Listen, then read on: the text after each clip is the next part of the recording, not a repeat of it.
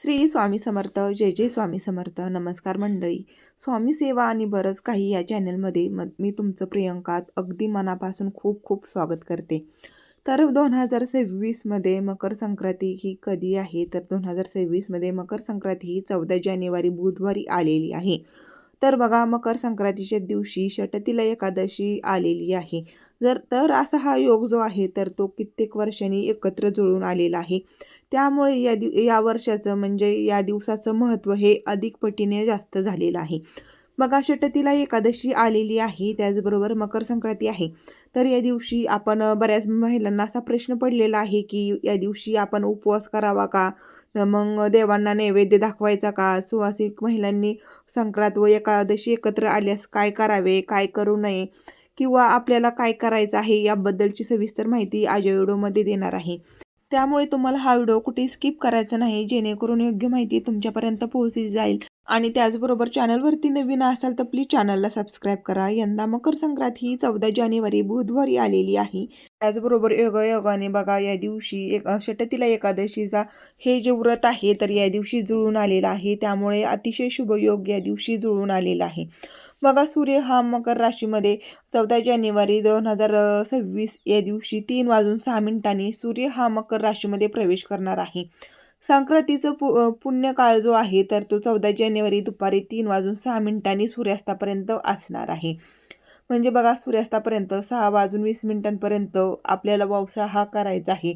बघा, संक्रांत असल्यामुळे या दिवशी अनेकाच्या मनामध्ये संक्रमण होत आहे, की आपण काय करावे, उपवास कोणाचा करायचा आहे, कसा करायचा आहे, काय खाऊ नये किंवा काय खायचे आहे, दान काय करावे. त्याचबरोबर या दिवशी वर्ज्य कामे काय आहेत याबद्दलची सविस्तर माहिती पाहूया. बघा, बऱ्याच महिलांना असा प्रश्न पडलेला आहे, की षटतिला एकादशी आहे तर आपण या दिवशी व्रत करायचं का?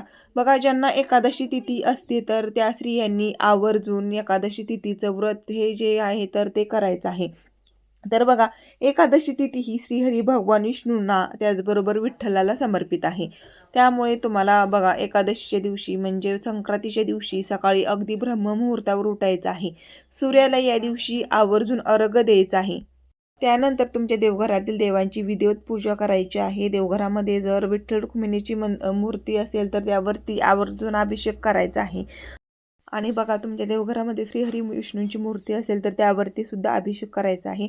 त्याचबरोबर तुम्हाला श्रीहरी विष्णूंचं नामस्मरण करायचं आहे, विठ्ठलाचं नामस्मरण करायचं आहे, जप तप अभंग म्हणायचे आहेत. त्यानंतर तुमचं जे संक्रांतीचं सुगड पूजन आहे तर ते देखील तुम्हाला करायचं आहे. त्यानंतर बघा, संक्रांतीच्या दिवशी एकादशी तिथी असल्यामुळे तुम्हाला एकादशीचं व्रत हे जे आहे, बघा, ज्यांना एकादशीचं व्रत आहे तर त्यांनी व्रत पाळायचं आहे. ज्यांना एकादशी तिथी नसेल, एकादशीचा उपवास नसेल तर त्यांनी रोजचे जे काही अन्नपदार्थ आहेत तर ते खाल्ले तरी सुद्धा चालणार आहेत. ज्यांचा उपवास आहे तर त्यांनी साबुदाणा खिचडी, फळे, दूध किंवा यासारखे अनेक पदार्थ खाल्ले तरी चालणार आहेत.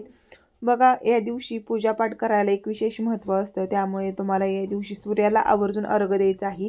तांब्याचं पाण्याचं भरून कलश घ्यायचा आहे. त्याच्यामध्ये हळदी कुंकू टाकायचं, एक फूल टाकायचं आहे, अक्षता टाकायच्या आहेत आणि पूर्वेकडे तोंड करून तुम्हाला सूर्यदेवाला जल अर्पण करायचं आहे. बघा, या दिवशी बऱ्याच सुवासिक महिलांना प्रश्न पडलेला आहे, की एकादशी आहे मग उपवास करावा का, देवांना नैवेद्य दाखवावा का? तर हो, देवांना तुम्हाला नैवेद्य दाखवायचा आहे. मकर संक्रांती आहे तर त्यामुळे घरामध्ये पुरणपोळीचा नैवेद्य हा बनवला जातो. तर पुरणपोळीचा नैवेद्य हा तुम्हाला सर्व देवांना दाखवायचा आहे. नैवेद्यावरती तुम्हाला एक एक तुळशीपत्र हे ठेवायचं आहे आणि सर्व देवांना तुम्हाला नैवेद्य हा दाखवायचाच आहे. सुवासिक महिलांनी संक्रांती व एकादशी तिथी एकत्र आल्यास काय करायचं आहे? बघा, सूर्य हा मकर राशीमध्ये 3:06 प्रवेश करत आहे. त्यामुळे तुम्हाला जो ववसा करायचा आहे तर तो ववसा 3च्या पुढे तुम्हाला करायचा आहे, 3:06. या दिवशी पिवळा रंग जो आहे तर तो वर्ज्य करायचा आहे. म्हणजे बघा, तुम्हाला पिवळ्या रंगाची साडी ही अजिबात चुकूनही नेसायची नाही. हातामध्ये पिवळ्या रंगाच्या बांगड्या सुद्धा चुकूनही घालायच्या नाहीत. जर बघा, तुम्ही मंदिरामध्ये ववसायला जायचं असेल तर तुम्हाला 3च्या नंतर जायचं आहे, कारण संक्रांतीचा जो पुण्यकाल असणार आहे तर तो 3:06 पासून ते सूर्यास्तापर्यंत असणार आहे. जर तुमच्या बघा आसपास कुठे राम मंदिर असेल किंवा मग विठ्ठल रुक्मिणीचं असेल, तर आवर्जून विठ्ठल रुक्मिणीच्या मंदिरामध्ये तुम्हाला ववसायला जायचं आहे. किंवा मग जर तुम्ही घरीच सुगड पूजन करत असाल, तर मग तुम्हाला घरच्या घरी विठ्ठल रुक्मिणीच्या मंदिराला सुद्धा ववसा करायचा आहे. यामुळे बघा एकादशीचं फळ जे आहे तर ते तुम्हाला दुप्पट मिळत असतं. त्याचबरोबर बघा या दिवशी दानधर्म करायचे असतात. तर बघा तुम्ही या दिवशी जर दान केले तर दुप्पट दान केल्याचं फळ हे तुम्हाला मिळत असतं. मग दानामध्ये तुम्ही तिळदान करू शकता, गुळदान करू शकता. त्याचबरोबर दानामध्ये तुम्ही गरजूंना, वृद्धांना स्वेटर, त्याचबरोबर ब्लँकेट तुम्ही दान करू शकता. त्यामुळे सूर्यदेवाचा एक विशेष आशीर्वाद तुम्हाला मिळत असतो. कारण मकर संक्रांतीच्या दिवशी आपण जे काही दान करतो तर त्याचं पुण्यफळ हे आपल्याला मिळत असतं.